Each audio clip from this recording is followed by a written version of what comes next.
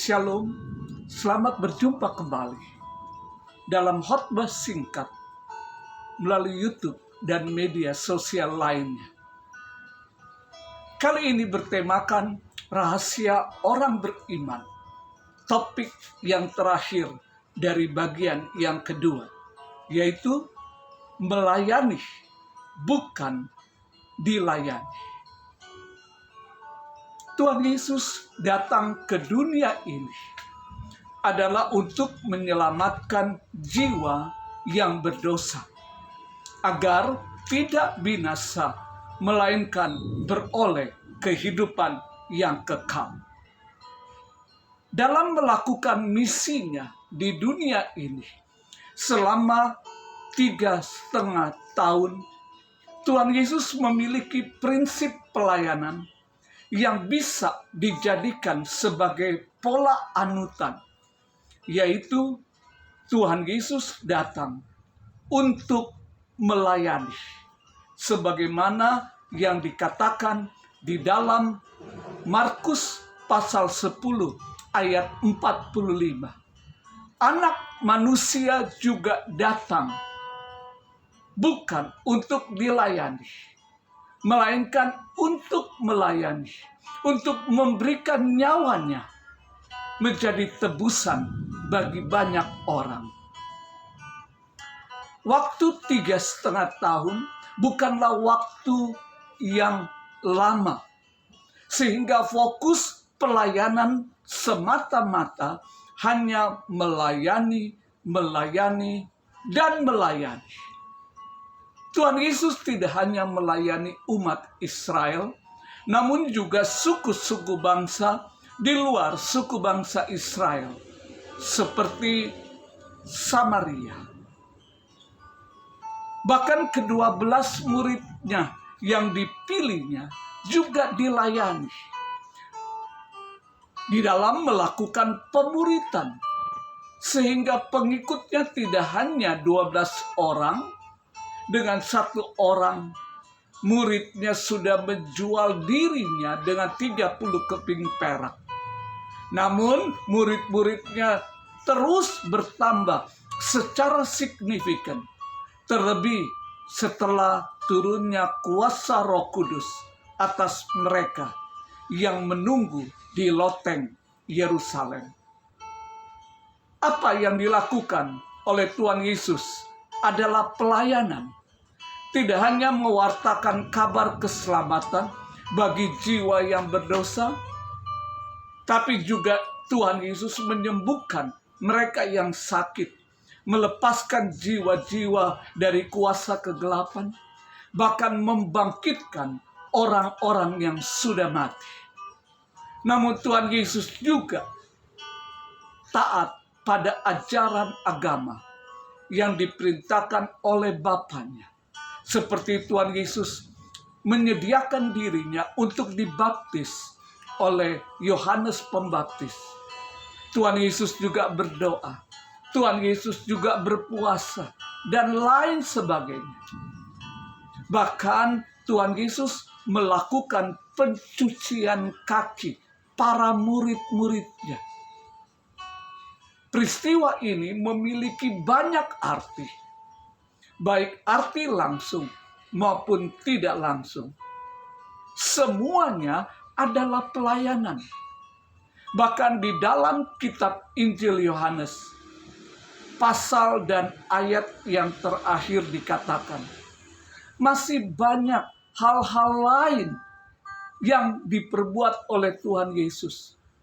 Tapi jika semuanya itu harus dituliskan satu persatu, maka agaknya dunia ini tidak dapat memuat semua kitab yang harus ditulis ini. Inilah menunjukkan bahwa Tuhan memberkati 3,5 tahun berlipat-lipat kali ganda untuk orang berdosa. Selanjutnya, bagaimana dengan kita sebagai seorang beriman yang sudah menerima karya keselamatan dan korban penebusan Tuhan Yesus di Bukit Golgota? Apa yang akan kita lakukan? sebelum kita menjawab, sebaiknya kita memeriksa diri. Apa kekristenan saya? Ingat topik kekristenan saya sebelumnya. Apakah kekristenan saya hanya merupakan ritual agama? Atau bagaimana?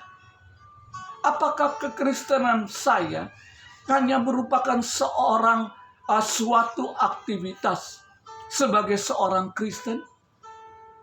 Atau kekristenan kita berupa satu hubungan antara saya yang sudah diselamatkan oleh Tuhan Yesus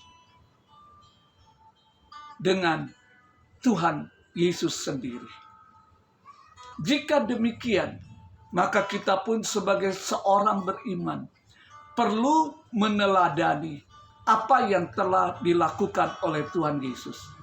Dalam hal ini, kita turut serta di dalam pelayanan, bukan dilayani. Sebagai langkah awalnya, kita belajar peduli dengan beban sesama kita. Peduli untuk memenuhi beban sesama manusia. Kita akan masuk dan terjun ke dalam kehidupan pelayanan. Tindak lanjutnya adalah penuhilah panggilan itu. Yohanes 4 ayat 35 katakan, lihatlah sekelilingmu, pandanglah ladang-ladang yang sudah menguning dan matang untuk dituai. Tuhan Yesus membutuhkan para penuai yang banyak, yaitu orang beriman, untuk segera mendengar panggilannya dan masuk ke dalam pelayanan. Karena ladang padi sudah menguning, siap untuk dituai. Jika kita sebagai orang beriman mendengar dan memenuhi panggilannya, perhatikan apa yang dikatakan oleh Tuhan Yesus. Kamu adalah sahabat. Jikalau kamu berbuat apa yang kuperintahkan kepadamu, aku tidak menyebut kamu lagi hamba, sebab hamba tidak tahu apa yang diperbuat oleh Tuhan.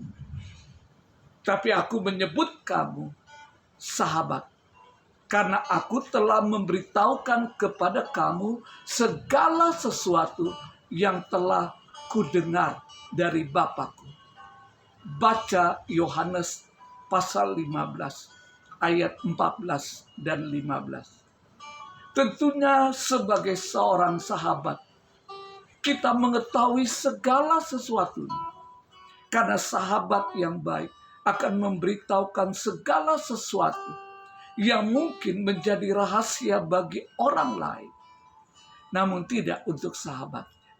Demikian juga Tuhan Yesus kepada kita, orang yang beriman, yang menjadi sahabat-sahabatnya Allah. Puji nama Tuhan. Dalam melakukan pelayanan, Tuhan Yesus memberikan contoh bagaimana seharusnya kita berperan dalam tugas. Paulus ingatkan kepada jemaat di Filipi, mulai Filipi pasal kedua, ayat 2 bagian akhir, hendaklah kamu sehati, sepikir, dalam satu kasih, satu jiwa, satu tujuan.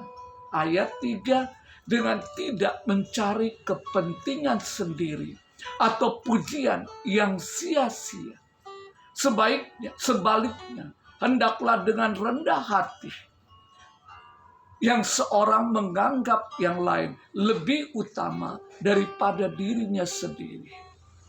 Ayat 4, dan janganlah setiap orang hanya memperhatikan kepentingannya sendiri, tapi kepentingan orang lain juga.